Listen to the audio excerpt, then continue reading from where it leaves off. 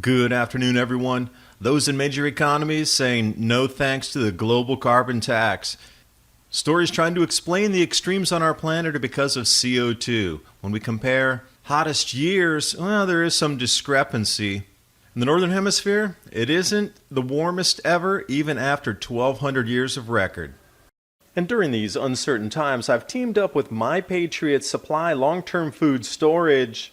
A nice, affordable starter kit, 2-week food supply, 1,500 calories per day, breakfast, lunch, and dinners, plus the 4-gallon storage containers included in that.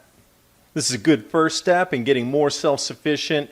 And if you click through the Prepare with ADAPT 2030 page in My Patriot Supply, you can get this starter kit for $75. Please remember there's a limit of 2 per household in this special offer.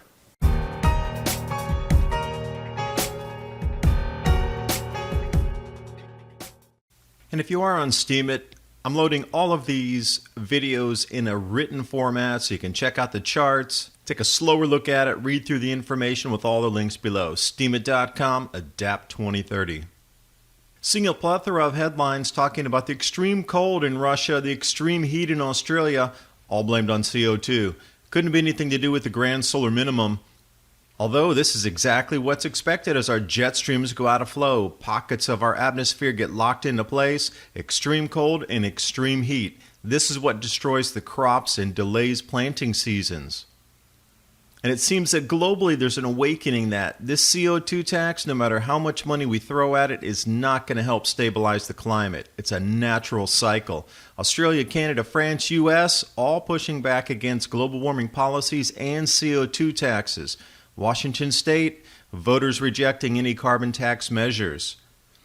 Those pushing these agendas voted out of office.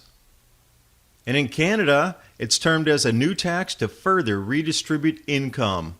Canadians are saying no.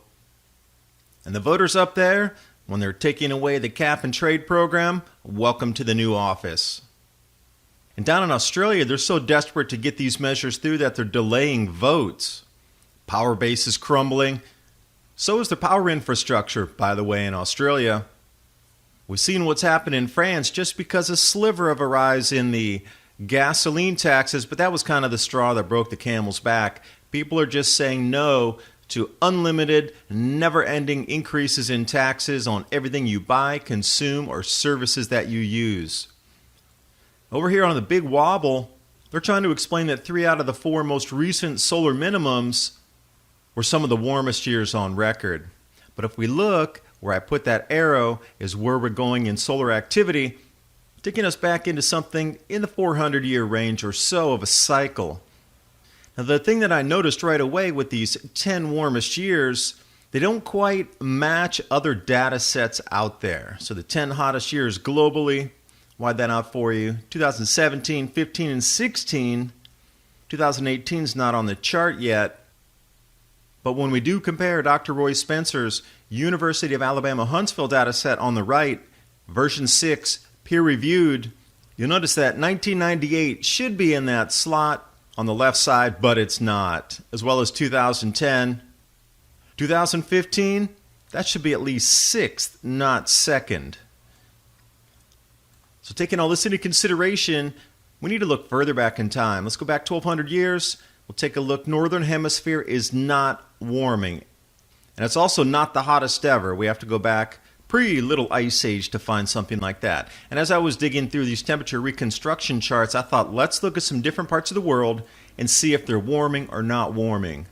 China, last 400 years, looks pretty stable to me. And the summer, July and August temperatures were warmer. So everybody's saying, oh, it's getting hotter in the summer, hotter in the summer. Well, not in China. Iceland, if it was melting, it should be getting warmer, should it not? But we see that dip in the 1980s, a little bit of rise, but it sure looks like it's cooler than it was back in the 30s. India, Western Himalaya, for sure that must be getting warmer because of all the glacial melt, according to the experts. But we see the same trend is down. Also in Pakistan, Karakoram, Hindu Kush area, looks like a pretty stable baseline there for temperatures. So it seems like with the changes in our sun, electromagnetically, the human psyche is also changing and starting to see through the smoke and mirrors. Thanks for watching. Hope you got something out of the video. And if you'd like more information on the grand solar minimum, the intensification, what to expect moving out so you can protect your family and loved ones, Mini Ice Age Conversations podcast, 30 minutes on the go, anywhere you can find a podcast hosted across the net, as well as a rundown of the social media links if you'd like your information in snippets of 1 minute or less.